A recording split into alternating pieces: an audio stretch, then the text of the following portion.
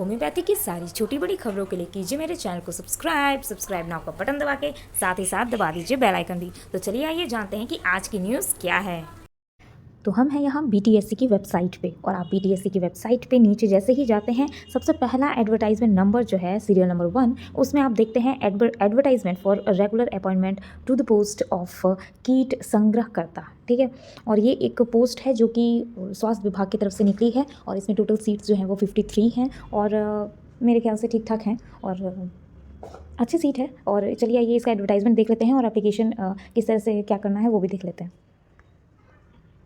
तो ये हम एडवर्टाइजमेंट में आ गए हैं और आपको मैं यहाँ पे दिखाती हूँ कि बिहार सरकार तकनीकी सेवा आयोग कीट संग्रहकर्ता के पदों पर नियुक्ति हेतु, ठीक है, नियमित नियुक्ति है, याद रखिएगा ये परमानेंट वैकेंसी है। और ये वैकेंसी बीटीएससी जो है वो निकाली है, और किस तरीके का इसका प्रोसेस होगा, क्या होगा, ये सब हम देख लेते हैं। देखिए, ये नियुक्ति जो है वो 5/2/2025 से यानी फरवरी में स्टार्ट हो चुकी है, और 5/3/2025 तक आप इसे भर सकते हैं, यानी कि मार्च तक आपको भरने का टाइम दिया गया है। ठीक है, एप्लीकेशन फॉर्म को। अब आइए यहाँ नीचे देख लेते हैं। पद का नाम तो आप जानते ही हैं, कीट संग्रहकर्ता। वेतन भी ठीक ठाक है, और योग्यता 10+2 होना चाहिए विज्ञान से, यानी कि आपका साइंस सब्जेक्ट होना चाहिए। ठीक है, और कुछ नहीं लिखा गया है, ये आपके लिए भी प्लस पॉइंट है। आप सभी ने, जितने भी, मेरे ख्याल से आप जितने भी आयुष के जितने भी डॉक्टर्स हैं सब ने कर रखा है इंटर साइंस से, तो आई थिंक आप लोग भर सकते हैं। अगर आप चाहें, अगर आप इच्छुक हैं, आप चाहते हैं, इंटरेस्टेड हैं इसमें, तो आप भर सकते हैं। आप एक बार देख सकते हैं कि किस तरीके का बीटी जो एग्ज़ाम होगा सीबीटी का, वो बीटीएससी किस तरीके से लेती है, तो आप इसके लिए भी आप एक बार अप्लाई कर सकते हैं। चलिए आइए देख लेते हैं नीचे। 35% महिलाओं को आरक्षण मिलेगा। सीट ज़्यादा नहीं है, सिर्फ 53 है, और उसमें भी आप जानते हैं आरक्षित रहती है ज़्यादातर सीटें, तो जो यूआर सीटें हैं वो 18 ही हैं। आइए आगे बढ़ते हैं और देख लेते हैं यहाँ पे। अनारक्षित जो है वो 37 है। अनारक्षित महिला जो है वो 40% है, 40 ईयर्स तक वो भर सकती हैं। 37 ईयर्स तक अनारक्षित जो है यूआर जो है वो भर सकते हैं, मेल फीमेल सब। फीमेल को जो है यूआर में 40 तक दिया गया है, लेकिन मेल को 37 ही दिया गया है। पिछड़ा वर्ग, अत्यंत पिछड़ा वर्ग को 40 साल दिया गया है, यानी सबको बराबर। ठीक है, और अब नीचे बढ़ते हैं। तो अनुसूचित जाति जनजाति की महिला पुरुष सबको 42 ईयर्स दिया गया है। मैट्रिक में जो आपका एज रहेगा उसी हिसाब से आपको एज माना जाएगा। ठीक है, तो ये तो सबको पता है। 10 साल की उम्र सीमा में छूट दिव्यांगों को दी गई है। आरक्षण के बारे में सब कुछ आपको पता ही है, किस तरीके का होता है। आपने बीटीएससी का फॉर्म सब ने भरा होगा, सबको पता है। आगे बढ़ते हैं, इन सब चीज़ों को नहीं देख के हम यहाँ एक चीज़ बहुत अच्छी दी गई है, और ये सारी चीज़ें यहाँ देखिए। सामान्य वर्ग, पिछड़ा वर्ग, अत्यंत पिछड़ा वर्ग, आर्थिक रूप से कमज़ोर वर्ग, 600 रुपये आपके लगेंगे फॉर्म भरने के। अनुसूचित जाति जनजाति, बिहार के अगर आप इस निवासी हैं तो सबको 150 देना होगा, और राज्य के बाहर के उम्मीदवार चाहे वो किसी भी वर्ग के महिला पुरुष हों, 600 रुपये लगेंगे। तो बाहर वाले राज्य तो ना ही भरें तो बढ़िया है, ये 54 सीट के लिए किस लिए आप अप्लाई ही करेंगे, और 53 सीट के लिए सॉरी। तो जो यहाँ के हैं बिहार के, वो आप लोग, मेरे ख्याल से आप लोग को एक चांस लेना चाहिए, ट्राई करना चाहिए इसमें, ताकि सीबीटी का थोड़ा सा अनुभव आपको हो। खैर, जिन्होंने सीएचओ दिया होगा उनको भी अनुभव होगा ही। और यहाँ आप देख सकते हैं कि 150 जो है वो लग रहा है महिला उम्मीदवार जो बिहार की स्थायी निवासी हैं उनको। अनारक्षित और आरक्षित सभी वर्ग की महिलाओं के लिए 150 रुपया है, वो बहुत बढ़िया एक इनिशिएटिव है। ठीक है, अब आगे बढ़ते हैं।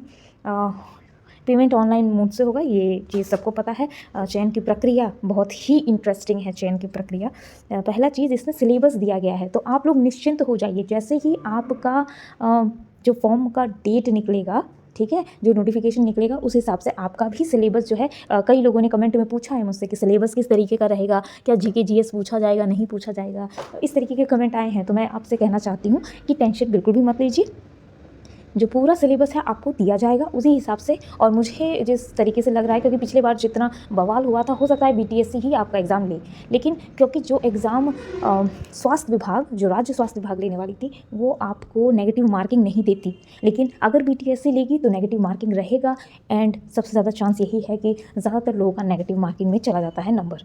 आइए आगे बढ़ते हैं। तो बिहार का जो ये इंटर लेवल का जो ये एग्ज़ाम है, इसमें बहुत ही अच्छी बात यह है कि सिलेबस टू द पॉइंट दिया गया है कि क्या वो पूछेंगे, क्या नहीं पूछेंगे, कितना आपको पढ़ना है कंटेंट और कितना नहीं पढ़ना है। चलिए आइए देख लेते हैं उसे। बिहार विद्यालय परीक्षा समिति द्वारा निर्धारित इंटरमीडिएट विज्ञान स्तरीय पाठ्यक्रम के आधार पर प्रश्न पूछे जाएंगे, यानी कि आपसे पूछा जाएगा रेस्पिरेटरी सिस्टम और जितने सिस्टम्स होते हैं ठीक है ना, वो सब पूछा जाएगा। इट मीन्स बायोलॉजी आपसे पूछा जाएगा जो 12th में आपने पढ़ी है या 10th में आपने पढ़ी हुई है। आई थिंक 10th के ऊपर का तो बायोलॉजी पूछा ही नहीं जाएगा। आगे बढ़ते हैं। प्रतियोगिता परीक्षा के प्रश्न पत्र कुल 100 अंक के होंगे, ठीक है। टोटल प्रश्न 100 अंक के नहीं, यस 100 अंक के होंगे। तो जो 100 नंबर का आपका क्वेश्चन पेपर होगा, 100 क्वेश्चंस भी होंगे, ठीक है। आपके पास कितने घंटे हैं? 2 घंटे हैं। CBT एग्ज़ाम है, याद रखिएगा। और जो पेपर बनेगा ना, वो भी मैं आपको बता देती हूँ कि कहाँ से बनेगा, कौन बनाएगा पेपर। पेपर जो है वो जो एजुकेशन डिपार्टमेंट है, ठीक है, वो उस जो 12th के या 10th के जो एग्जामिनेशन के पूरे कंडक्ट करते हैं वो ही आपका क्वेश्चन पैटर्न भी बनाएंगे। हाँ, लेकिन फ़र्क इतना है कि क्वेश्चन पेपर का लेवल जो है वो थोड़ा सा टफ रहेगा, वो बच्चों वाले क्वेश्चंस नहीं रहेंगे। आगे बढ़ते हैं।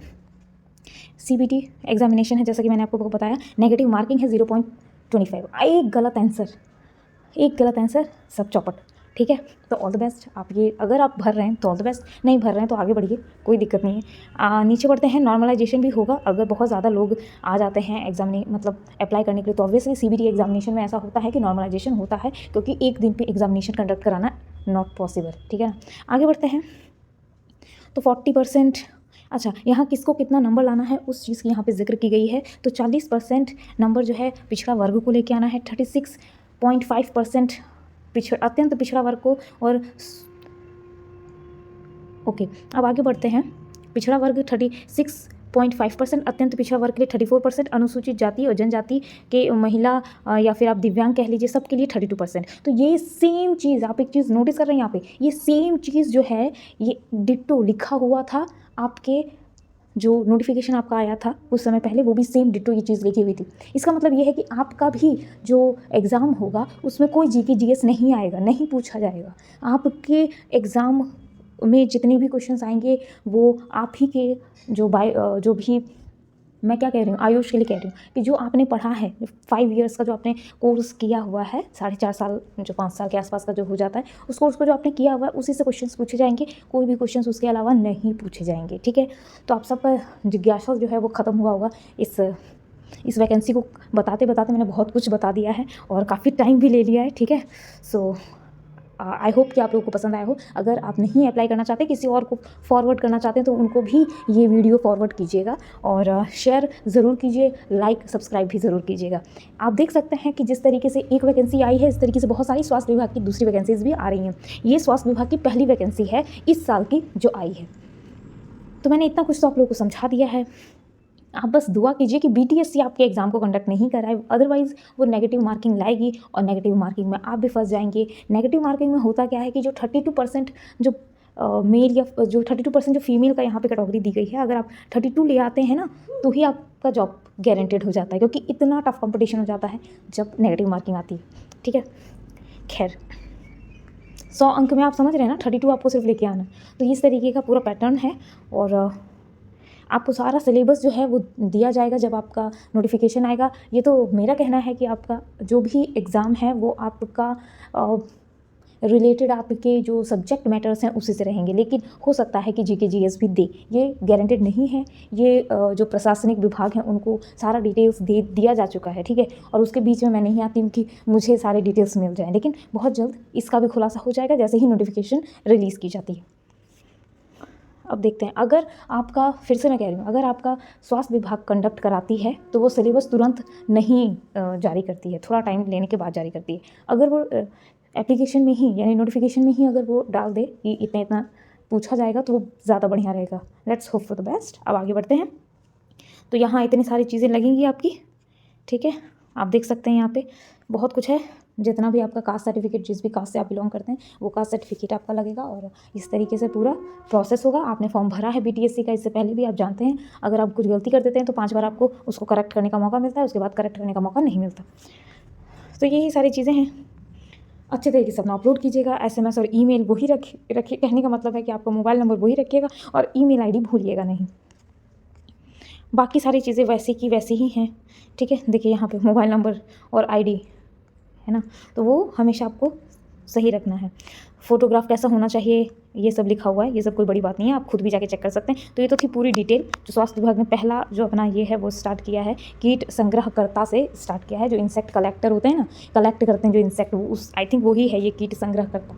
ठीक है, तो ऑल द बेस्ट। अगर आप चाहें तो आप अप्लाई कर सकते हैं। फिर मिलते हैं अगले वीडियो में। और हाँ, इस वीडियो को ज़्यादा से शेयर कीजिए। अगर आपको ये वीडियो पसंद आ रहा है तो लाइक भी कीजिए और कमेंट भी कीजिए। मैं कोशिश करूँगी आपके कमेंट के जवाबों को जितनी अच्छे से आपको दे सकूँ। ठीक है, ऑल द बेस्ट।